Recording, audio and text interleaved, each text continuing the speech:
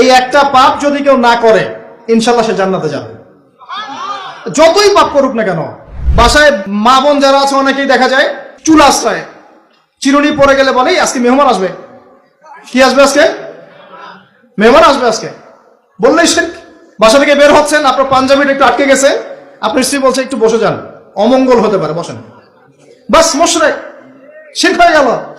মুসলিম সমাজে রন্ধ্রে রন্ধ্রে শিরক। এখন রাস্তাঘাটে উঠতে বসতে পেপার পত্রিকা খুললেই শিরক। পেপার খুলবেন রাশিফল, সিংহ রাশি কন্যা রাশি, দিনটা কেমন যাবে বিশ্বাস করলেই মুশরিক হয়ে যাবে। রাস্তার পাশে টিয়া পাখি দিয়ে ভাগ্য পরীক্ষা করছে, হাতটা দেখে দেন তো ভাই কি আছে, বললেই শিরক হয়ে যাবে। আংটি বিক্রি করছে, আংটি পরলে রোগ ভালো হবে, হাতে দিল রোগ ভালো হবে এই উদ্দেশ্যে, মুশরিক। হাতে দিয়েছে রোগ ভালো হবে, আমার ডায়াবেটিস ভালো হয়ে যাবে, বিসমিল্লাহ, ব্যাস মুশরিক, নাউজুবিল্লাহ। এই আকীদা নিয়ে পড়লেই মুশরিক। মুসলিম সমাজে অহরহ শিরক আছে। আর আবু জেহেলের যুগে কি ছিল ভাই? আবু জেহেলের যুগে অনেকদিন বলেছি মেজর 5টা সমস্যা ছিল। কয়টা? মেজর 5টা, মাইনর সমস্যা অনেক, মেজর 5টা। এক, আবু জেহেলের যুগের বেশিরভাগ মানুষ শিরক করতো। কি করতো ভাই? লাত, উজ্জা, হবল, মানাত এইসব মূর্তি পূজা করতো।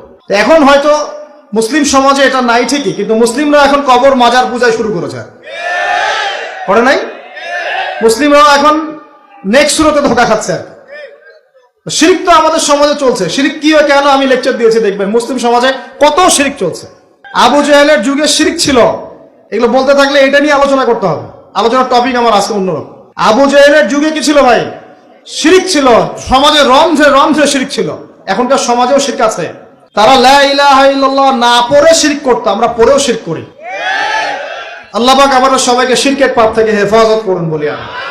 এই একটা পাপ যদি কেউ না করে ইনশাআল্লাহ সে জান্নাতে যাবে, যতই পাপ করুক না কেন।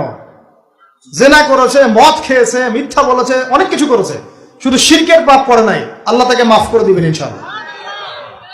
বিশ্বাস করলেন না কথাটা?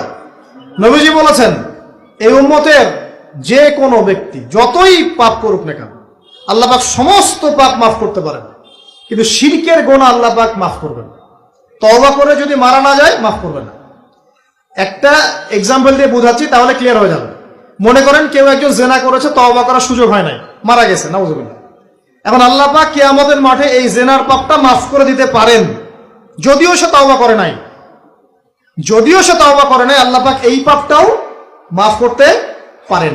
কিন্তু একজন ব্যক্তি শিরক করেছে, তওবা করে নাই, কিন্তু এই অবস্থায় যদি কাল কিয়ামতের মাঠে আল্লাহর সাথে সাক্ষাৎ করে, আল্লাহ তার গুনাহ মাফ করবে না। এই শিরক আর অন্য পাপের এই হলো পার্থক্য। তাহলে সবচেয়ে কোন বিষয়টা থেকে আমাদের বেঁচে থাকা উচিত ভাই? শিরক কি ও কেন? একটা বই পাওয়া যায়, কিনে নেবেন, কিতাবুত